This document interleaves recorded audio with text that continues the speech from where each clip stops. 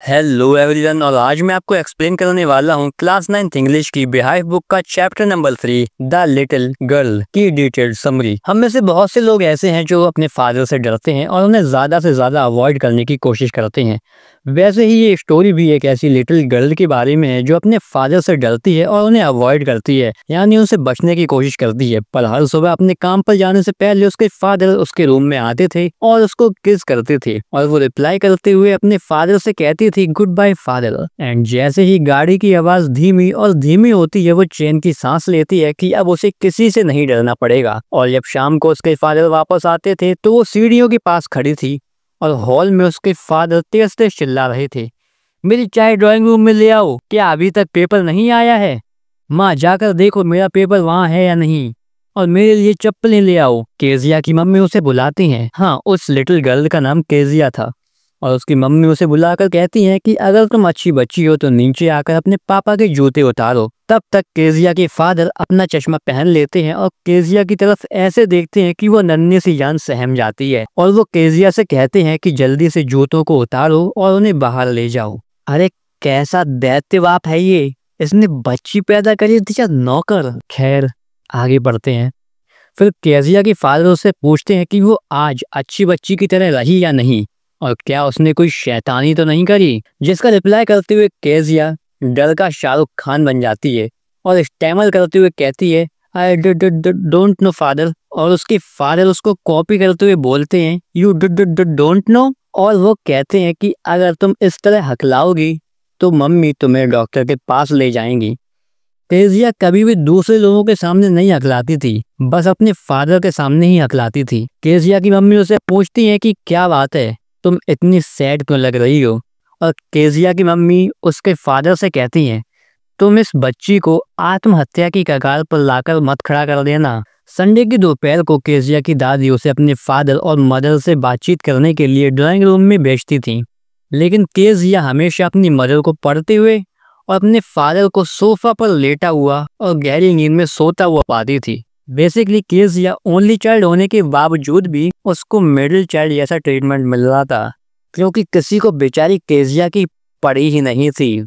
Kezia एक stool पर बैठ जाती है और अपने फादर के जगने का वेट करती है। जगने के बाद उसके फादर पूछते हैं कि टाइम क्या हो रहा है। फिर वो केजिया की तरफ देखते हुए कहते हैं केजिया ऐसे मत घूरो, तुम एक लिटिल ब्राउन आउल की तरह लग रही हो। भाई सच में मुझे तो अब केजिया पर तरस आ रहा है। एक दिन काफी ज्यादा ठंड होने की वजह से केजिया को घर के अंदर ही रखा गया था। तब उसकी दादी ने उसे बताया कि उसके फादर का बर्थडे नेक्स्ट वीक है और केजिया को सजेस्ट किया कि वो अपने फादर को एक येलो सिल्क का पिन कुशन बनाकर गिफ्ट करे। मेहनत करके केजिया ने डबल कॉटन से 3 तरफ सिलाई की, लेकिन अब सवाल ये था कि इसमें क्या भरा जाए। केजिया की ग्रैंड माँ गार्डन में थी और उसकी मदर बेडरूम में स्क्रैप ढूंढ रही थी। केजिया को बेड टेबल पर पेपर्स की ढेर सारी शीट्स मिली। उसने उन्हें इकट्ठा किया और उन्हें छोटे छोटे टुकड़ों में फाड़ कर अपने केस में भर दिया और उसको चारों तरफ से अच्छे से सिल दिया। उस रात घर में बवंडर मच गया,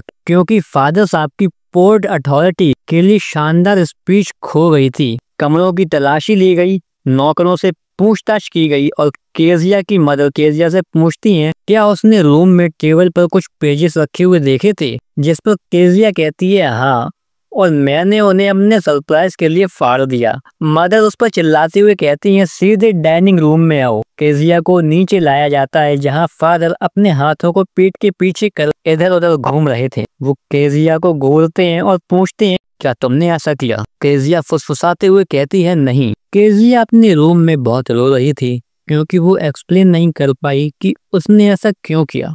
केजिया के फादर कमरे में आते हैं और उनके हाथों में एक रूलर होता है और वो केजिया से कहते हैं मैं इससे तुम्हें पीटने जा रहा हूँ। भाई पीटने से पहले ऐसी वार्निंग कौन देता है, सीधे पीट पाट के खत्म करो ना। जिस पर केजिया चिल्लाती है ओ नो और बेड क्लोथ के नीचे छुप जाती है। फादर वो कपड़े एक तरफ खींच लेते हैं और केजिया को ऑर्डर देते हैं उठो और अपने हाथ आगे बढ़ाओ, अब तुम्हें समझ आएगा कि जो तुम्हारा नहीं है उसे नहीं छूना चाहिए। केजिया कहती है लेकिन वो सरप्राइज आपके बर्थडे के लिए था। पर तब तक फादर केजिया के हाथ पर चट से रूलर बजा देते हैं। बेचारी केजिया काम करने गई थी और कांड हो गया। कुछ घंटों बाद केजिया की ग्रैंड माँ उसे शॉल में लपेटकर उसे रॉक चेयर पर झुलाती हैं। तब केजिया अपनी दादी से लिपट जाती है और केजिया कहती है भगवान ने फादर को बनाया ही क्यों है, और ये कहते कहते वो रो पड़ती है। उसकी दादी उसे रुमाल देती हैं और उसे नाक साफ करने के लिए कहती हैं। दादी केजिया से सोने के लिए कहती हैं और वो कहती हैं कि केजिया सुबह तक सब भूल जाएगी। पर केजिया कहती है कि मैंने फादर को बहुत समझाने की कोशिश करी, पर वो इतने ज्यादा अपसेट थे कि वो कुछ सुनना ही नहीं चाहते थे। अगली बार जब उसने अपने पापा को देखा तो उसने जल्दी से अपने दोनों हाथों को पीठ के पीछे छुपा लिया। मिस्टर मैकडॉनल्ड्स केजिया के नेबर थे और उनके 5 बच्चे थे। केजिया हमेशा फैन से झांककर देखा करती थी और वो हर शाम को टैग खेल रहे होते थे। टैग अंग्रेजों की पकड़म पकड़ाई। फादर ने बेबी माओ को अपने शोल्डर्स पर बिठा रखा होता है। 2 लड़कियां उनकी कोट की पॉकेट्स पर लटकी होती हैं और वो सभी हंसते हुए अपने गार्डन में इधर से उधर दौड़ रहे थे। एंड मिस्टर मैकडॉनल्ड अपने सभी बच्चों के साथ खेल रहे थे। ये सब देखकर केजिया को लगता है कि दुनिया में अलग अलग तरह के फादर होते हैं। एक दिन अचानक केजिया की माँ बीमार हो गई और वो केजिया की दादी के साथ हॉस्पिटल चली गई। अब घर में छोटी केजिया कुक अलीस के साथ अकेली रह गई थी। दिन में तो सब ठीक था, लेकिन जब अलीस केजिया को बिस्तर पर सुलाने के लिए लेटा रही थी तो केजिया अचानक से डर गई। केजिया अलीस से कहती है अगर मुझे कोई बुरा सपना आया तो मैं क्या करूंगी? मुझे अक्सर नाइटमेयर्स आते हैं और फिर दादी मुझे अपने बिस्तर पर ले जाती है। मैं अंधेरे में नहीं सो सकती हूँ। लेकिन अलीस अपने सॉक्स उतारते हुए कहती है तुम बस सो जाओ लड़की, और चिल्लाना मत, वरना तुम्हारे बेचारे पापा उठ जाएंगे। भाई केजिया के घर में क्या सभी खड़ूस हैं? और फिर होता वही है, केजिया को वही पुराना नाइटमेयर आता है जिसमें एक बच्चा चाकू और रस्सी के साथ केजिया के पीछे पड़ा होता है और वो केजिया के करीब और करीब और करीब आता ही जा रहा था और उसके चेहरे पर एक भयानक सी मुस्कान थी। वैसी ही मुस्कान जब मैथ्स के टीचर गेम पीरियड को हड़पने की सोचते हैं। अब केजिया अपने नाइटमेयर में हिल नहीं पा रही थी और वो बस सीधी खड़ी थी, जो कि शायद स्लीप पैरालिसिस हो सकती है। यानी केजिया नाइटमेयर की वजह से स्लीप पैरालिसिस एक्सपीरियंस कर रही थी। लेकिन ऑथर ने इस चीज़ को क्लियरली मेंशन नहीं किया है, तो इस चीज़ पे हम भी ज़्यादा ध्यान नहीं देंगे। अब नाइटमेयर की वजह से केजिया दादी दादी चिल्ला रही थी और वो कांप रही थी, और जैसे ही केजिया जगती है तो वो देखती है कि उसके फादर उसके बेड के पास कैंडल लिए हुए खड़े थे। अब देखो केजिया का तो पता नहीं, लेकिन अगर मेरे फादर ऐसे खड़े हों तो भाई मेरे को तो हार्ट अटैक आ जाएगा। और वो केजिया से पूछते हैं कि क्या बात है। केजिया कहती है ओह एक कसाई, चाकू, मुझे दादी चाहिए। केजिया के फादर कैंडल बुझाते हैं और केजिया को अपनी गोद में उठाकर उसको अपने बेडरूम में ले जाते हैं।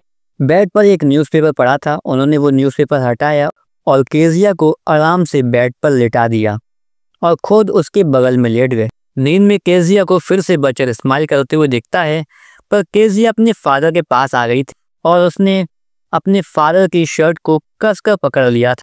अब उसे अंधेरे से भी कोई मतलब नहीं था, मतलब उसे अब डर नहीं लग रहा था कि अंधेरा है। केजिया के फादर उससे कहते हैं अपने पैर मेरे पैर पर रगड़ लो और उन्हें गर्म कर लो, और वो थक कर केजिया से पहले ही सो गए थे।